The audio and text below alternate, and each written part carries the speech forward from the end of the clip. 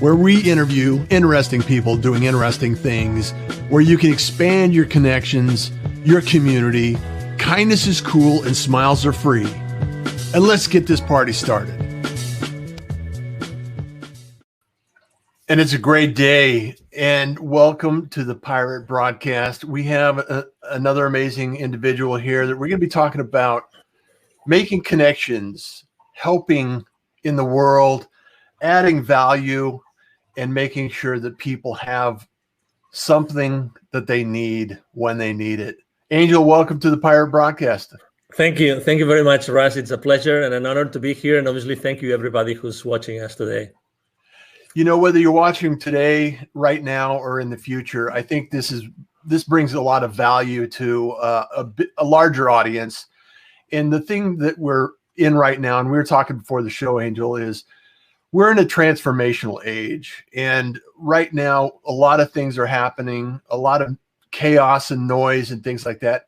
And I think that the optimists, the ones that have resilience, the ones that are flexible, the people, the individuals that allow things to unfold and then take the road that is open to them, they're going to succeed and always supply inspiration for others. So I know on your journey, you had to start somewhere. So tell us, for those that may not know you yet, or those individuals that haven't heard of you yet, got to give us a backstory on how you got to be the CEO Confidant.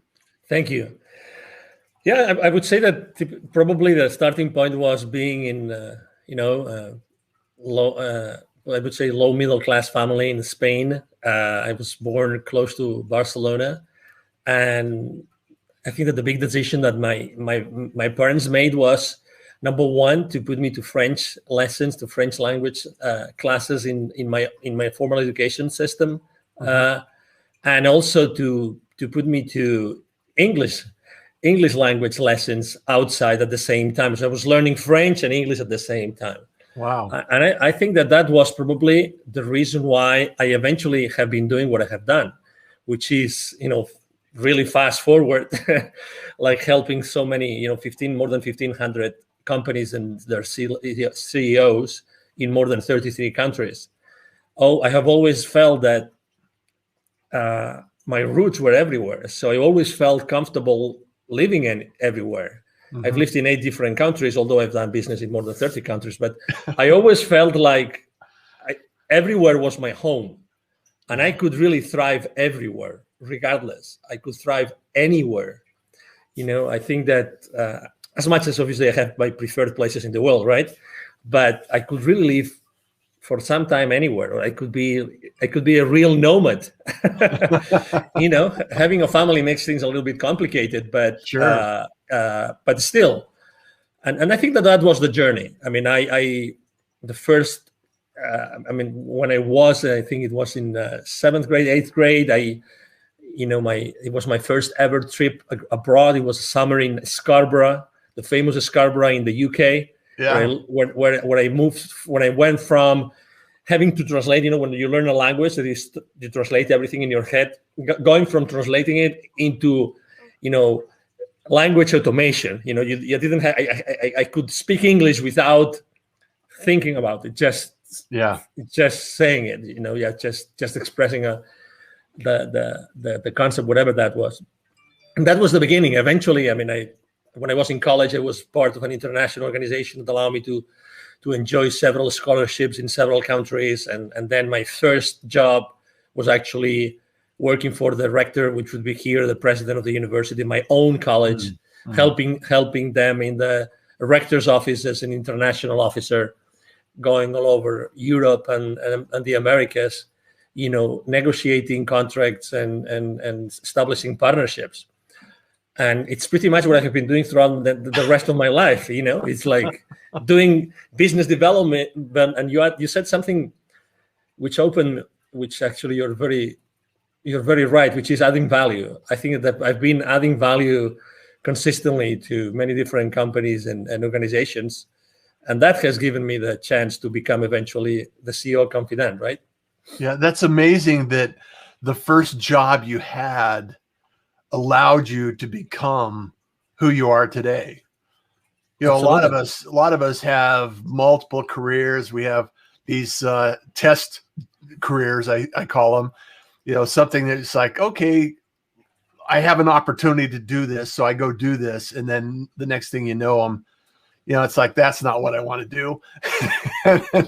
And you had an instant invitation and introduction to what you're doing now, and it falls in line with exactly what you're doing now, and it just that's incredible. So I love it. And I would like to add something when you were explaining the moment in history that we are living right now, this transformational moment in history. Yeah.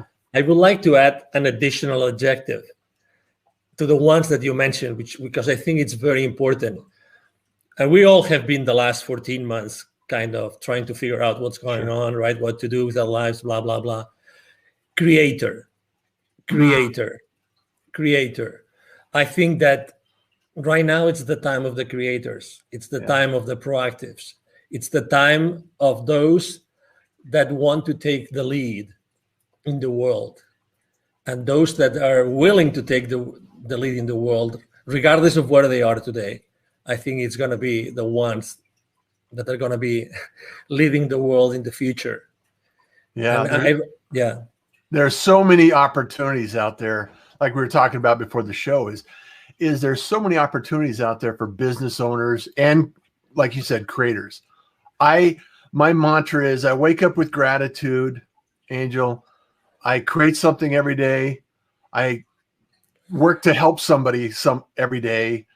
And then I just love the opportunity to inspire somebody every day. So, and that's what you're doing. You're inspiring CEOs and executives to think bigger, to think more impact. I mean, you help the top echelon of CEOs, and you're still also, for those that may not know this, is you're learn about entrepreneurship. So I want to make sure that when we talk about creative, about how you created that inspiration to those individuals in different communities that may not have the resources available to us in some, like Texas or Arizona. Exactly. Isn't it amazing? I mean, we didn't plan for it, but today it's the World Innovation Day, actually. So it is. How appropriate is that? Yeah, exactly. So, I mean, how else can we relate our conversation to innovation and creation and creativity, right? Uh-huh. So I moved. One of the countries I lived in when I moved from the UK to the Americas was Mexico. So I lived in Mexico for 10 years, and I was traveling all over the continent. And I was meeting with all those, I was meeting with all those CEOs and C-level executives and general managers, all these people, because the kind of business development work I was doing, it was basically closing business with the people in charge, with the leadership teams of those companies. Mm-hmm. But at the same time, as you know, as you've been in Latin America, it's very easy to see those manufacturing plants where you went to close business. It's very easy to see those in the outskirts of the cities, in the rural areas, all these places. And in those places, obviously, there's always poverty, and there's always kids that are asking you to do something. I remember clearly, very often, if not all the time, outside those manufacturing plants, there would be those kids coming to me and say, "Hey, senor, I would like to clean your car. I would like to wash your car. I would like to wash your windscreen. I would like to sell a bottle of water to you, or I would like to sell some gums or some candies," whatever it was, the way that they were making their ends meet, right? So I was always, like, in a matter of minutes, I was seeing all those kids in need, and I was dealing with, and I was talking to very powerful in terms of economy, people, right? And so at some point in 2015, I had this epiphany. I had this experience in which it was very clear to me that I had to help. If it wasn't me, who would be more experience prone to do this? Who had this experience of reaching out to the most powerful people in those companies, and at the same time acknowledging those kids in need?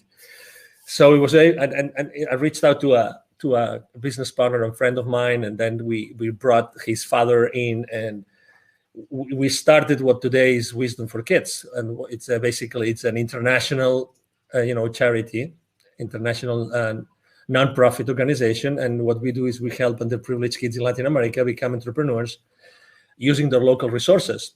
And teaching kids, it's a non-stop source of inspiration, because kids are genuine, kids are spontaneous, kids are, not only are they are our future, but also they have so many lessons to teach to us. Yes. I'm one of those parents. I have 3 kids. I'm one of those parents who strongly believe that the kids actually choose us and the kids are here to teach us lessons. So it's not only that we have to make sure that, they thrive and they grow and they're reliable, fully reliable when they become 18 or 21, whatever the age is. I believe that also they are in our lives to teach us some lessons. So we have to be wise enough, smart enough to be able to listen to the lessons that they have to teach us. And I think that historically speaking, we as parents have done a very poor job of listening to our kids. And I'm not meaning, I don't mean spoiling our kids. Yeah. Let's be clear. I just mean to have real, genuine conversations. I think that as true as it is, the statement that we often say that we become parents without a manual, and the kids come without, I think that the kids come with many lessons to teach. And we should be listening. We should be listening much more, more. And do you think it's because I've thought about this a lot, it's the statement, create like a 5-year-old. Yeah, absolutely. Because it's the creativity and the curiosity that a 5-year-old has, and the question why is it done that way? Why do we have to do it that way? And when we get older, we have a tendency to throw those questions out the door, and when in reality, like you said, we could learn from those lessons. Totally. Yeah.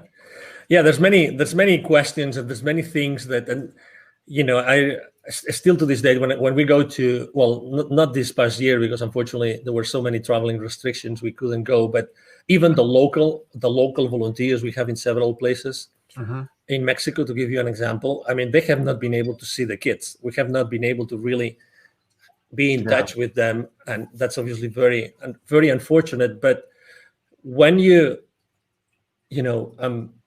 they ask you all sorts of questions, and anything is possible. That's the good thing, and we are very. I mean, the way we designed our workshops is also very unconventional. We focus much more in energy than knowledge, much more in experience than content, like entrepreneurial content, because those kids, to start with, many of them have self-esteem problems, and many of them, they have this reinforcement in which they're being told, this is your community and you will live here, and that's your these are your boundaries. You cannot leave this place, and you can only become this or this or that. So actually, in our workshops, we literally tell them and inspire them through different practices that they really can become whoever they want. They really can become whoever they want, and they really and we also have to be extremely respectful with the local culture. We are not there to disrupt their community. We are there to help their community grow. We are there to really help them become the difference and become. We're just talking about transformational, right? We are there to help them be transformational if that's what they want to be. And that's why also the role of their parents is so important. Yeah, I love the idea of being available to inspire people to, because like you said, the kids are the future. And if we could teach them some free thought, innovation, ask why, and the creativity that goes into that, and develop that skill, they're going to be creators in the future. They're going to be creating amazing things that we haven't even thought about yet. And with as many management consultants, as many theories, as many ways to help companies increase the engagement of the employees, and have the employees accountable, keep them accountable to the share, to the creation of shareholder value. You name it. There's so many things going on in the companies right now, in the organizations, in the world right now. Yeah. Why nobody has ever thought of consistently once a month bring all the kids of the employees, all the kids once a month, and have an amazing brainstorming session with those kids and just listen to them, honestly, and just listen to them. I mean, I really don't know why nobody's doing this. Maybe because I think you could probably instigate that, don't you? Oh, absolutely. Yeah. I mean, they have Parents' Day at school. Why wouldn't we have Kids' Day at work? Yeah, and at school, and for instance, here in Plano, Texas, north of Dallas, the library system actually organizes. I think it's one Saturday a month. They organize, large corporations to come and teach the kids in a library setup. Uh-huh. But what if, what if those kids were to go to where their parents work, and again, once a month or maybe once a quarter, have an entire morning or even an entire day, with pizza, whatever that is, and just have their honest feedback. I mean, what do you think of what your parent does, of your father or your mother does in this company? What do you think? When you think about what we do as a company, what do you think? How do you explain to your friends what your parents do in this company? You know what I mean? These kind of conversations, I think that it would bring very, very inspiring feedback to the leadership teams of the organizations in the world today, very honestly. Yeah. And because, again, who is in touch today consistently with the kids besides the parents, right? The teachers. Okay? Yeah. Everybody goes, let's say K-12, they go to school and they have teachers. So there's this gap between, those school districts and those schools and what the parents do for a living. They only meet, let's say, carpool in the morning, carpool, in the evening, maybe some, teacher parents conference kind of thing, but that's it. Yeah. But this gap is artificial. It's totally artificial. Yeah. And also this gap, you probably remember in high school, some of the most innovative high schools in the country, they try to also close the gap between organizations and students, because those students eventually will work on those companies, right? Right. But why not starting to do that much more early on in the existence of those kids? Because it's not two separate worlds. No. And I don't mean that everybody will have to become an employee. Maybe some want to be, a solopreneur or an entrepreneur or a startup CEO. But again, it's this inspirational part of the existence of us as human beings. Yeah. That we miss out totally today. Totally. Well, I think it's important also to understand that until a child or someone growing up is in kind of exposed to that community, that environment, either be a business owner, an employee, or an entrepreneur, or a startup community, until someone's exposed to that, how do they even know that it exists?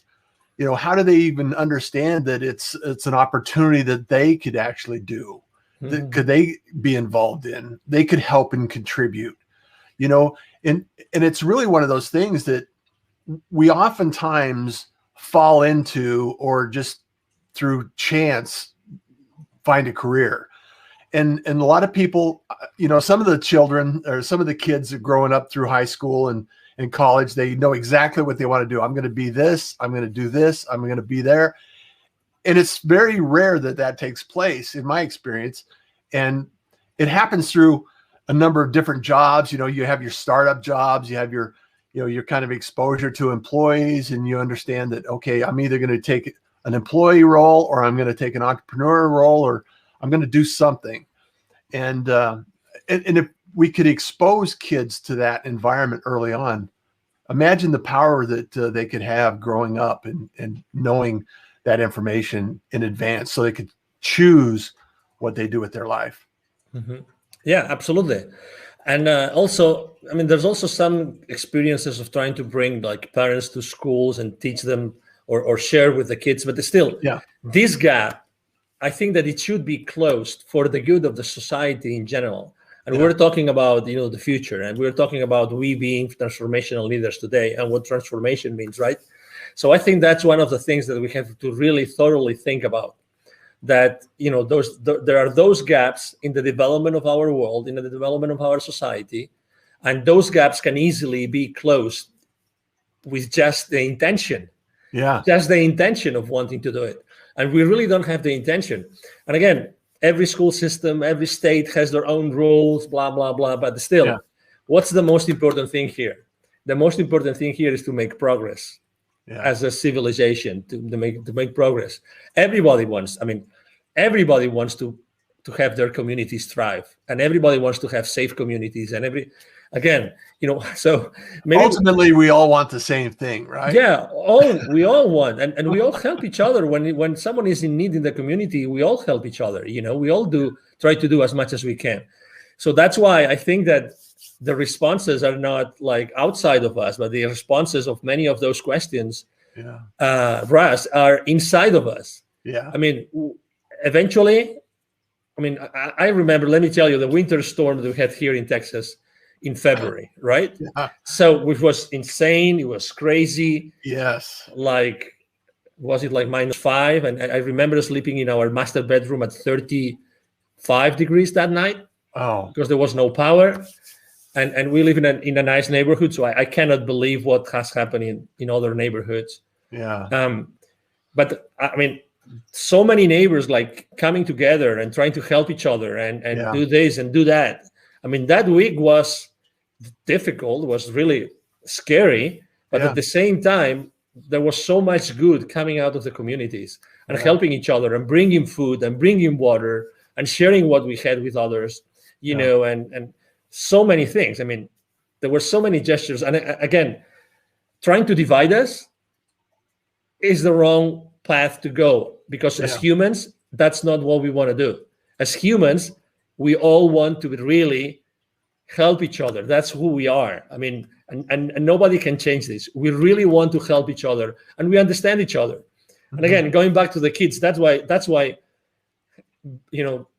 being or having a nonprofit working for kids is so important, is that we go back to the kids again. The kids have the kids have the answer. The kids are the answer to so many things in this world, and the future is being built by them. And again, we should pay much more attention to what the kids represent in our world, and really have them more present in the decisions that we make every single day. Well, the seed has been planted on World Innovation Day. So I want to give a shout out to some of the people that joined us here, Angel. Angie, good morning, everyone. Pirate. Kate O'Hare's here this morning. Good morning, Russ.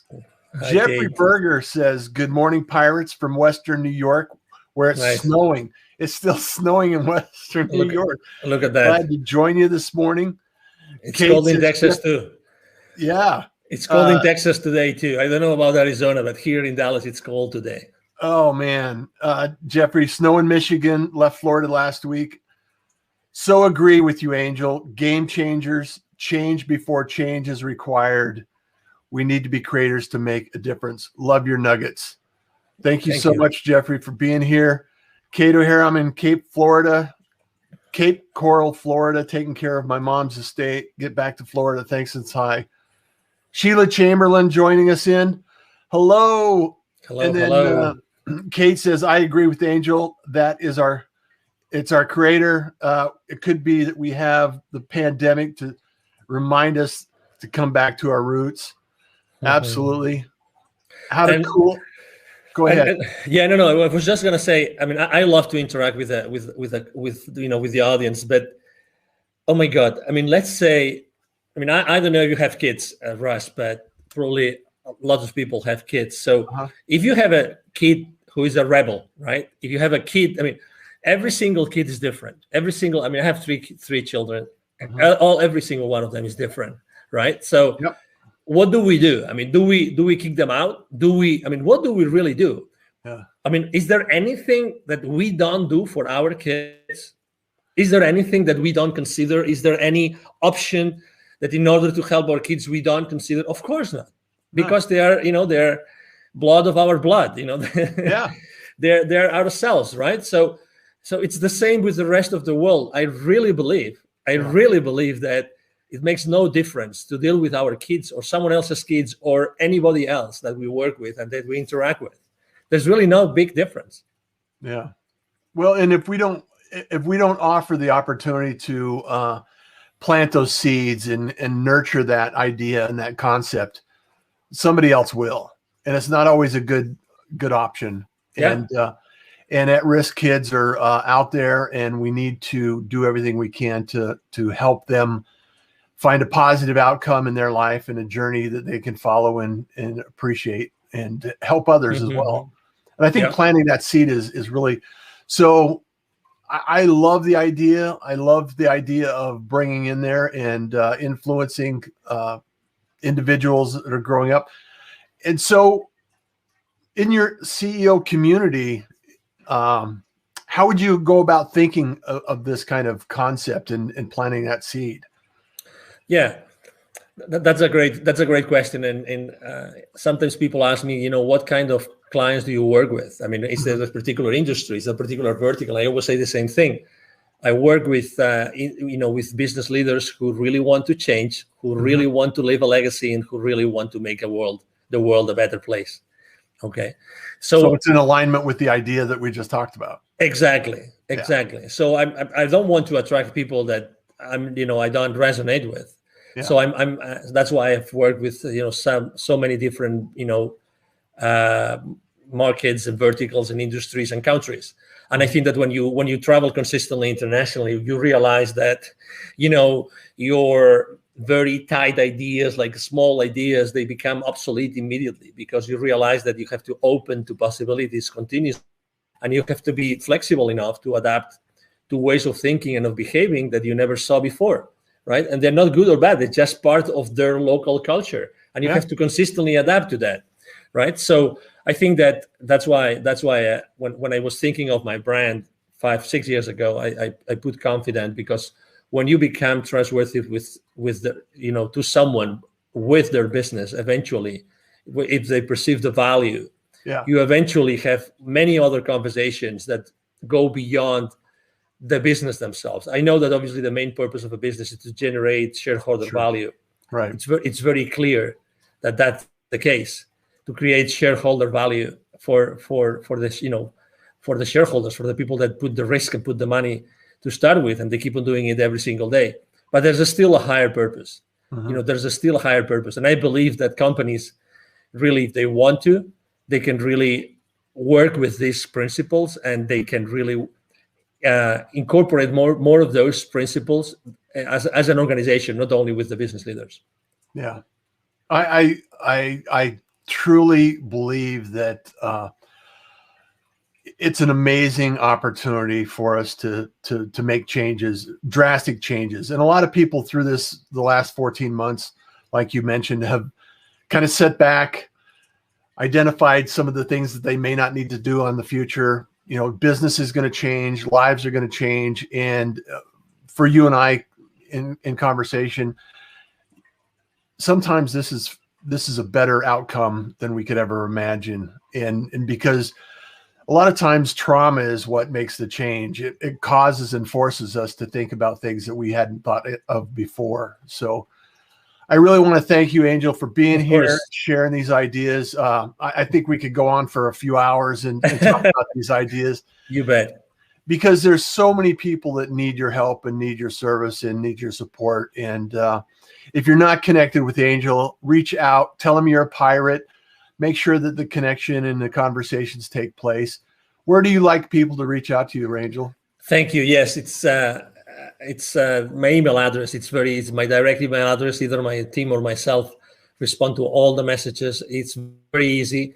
It's Angel, ANGEL, at angelribo.com. Ribo is my last name. It's spelled like R-I-B as in boy, O. Angel at angelribo.com. I'm very active online on all social media platforms. I'm on LinkedIn all the time, posting every single day. So it will be a pleasure to be in touch with you. And Jeffrey says, yes. We need to get out of the old school model, go to school, get an education, find a nice, safe job. No such thing. all options should be taught early on for the kids to really decide where and what they want to do. So good, Russ. Great talk this morning, guys. Angel, it's a pleasure. Thank you. Thank you for being a pirate, for being here. I am a pirate moving forward.